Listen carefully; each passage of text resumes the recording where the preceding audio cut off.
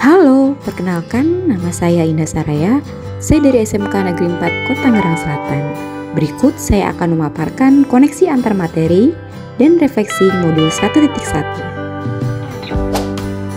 Sebelum mempelajari modul 1.1, saya berpikir dan menganggap bahwa pembelajaran hanya sebagai transfer ilmu, sehingga saya lebih fokus pada ketercapaian materi saja.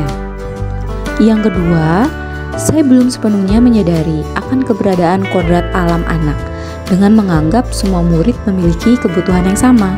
Saya tidak mempertimbangkan karakteristik murid, sehingga saya sering marah-marah ketika ada anak yang terkesan sulit diajak kerjasama dan bermalas-malasan dalam mengikuti pembelajaran.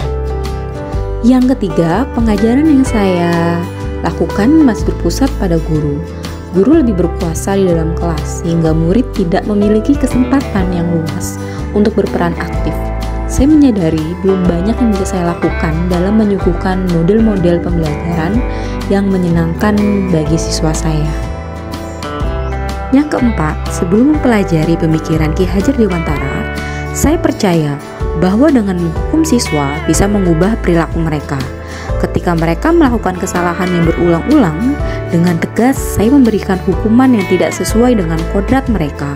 Seperti pada saat mereka tidak disiplin, saya menghukum mereka dengan membersihkan pekarangan sekolah.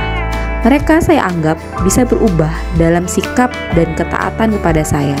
Namun perubahan yang terjadi cuma didasari oleh rasa takut dan bersifat sementara, bukan atas kesadaran pribadinya.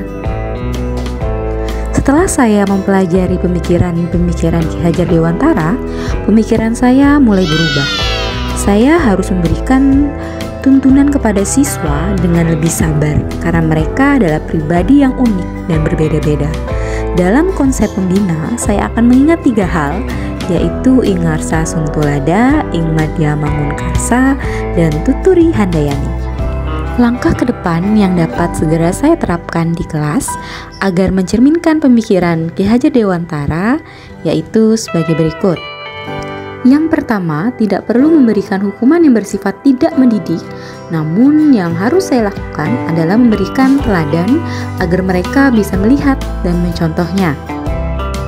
Yang kedua, melakukan asesmen diagnostik dan non-kognitif dan pemetaan bakat minat potensi murid. Hal ini penting karena potensi dan kebutuhan murid untuk belajar beraneka ragam. Hasil asesmen dapat saya gunakan sebagai acuan untuk menentukan strategi pembelajaran yang akan dilakukan. Tentunya strategi pembelajaran yang berpihak pada murid. Yang ketiga, mendesain dan menjalankan pembelajaran yang berpihak pada murid. Salah satu cara yang akan saya lakukan yaitu memberikan kebebasan murid dalam menentukan gaya belajarnya, membangun sendiri pengetahuannya, dan secara aktif terlibat dalam kegiatan pembelajaran, menggunakan metode pembelajaran bervariasi, inovatif, dan kreatif, dengan memanfaatkan teknologi dalam pembelajaran, sehingga murid memahami makna merdeka belajar yang seutuhnya. Yang keempat, melakukan evaluasi dan refleksi untuk perbaikan kualitas pengajaran. Hal ini penting dilakukan untuk mengetahui kekuatan dan kelemahan dari pembelajaran yang telah dilakukan. Kegiatan refleksi akan saya lakukan untuk setiap metode pembelajaran yang diberikan.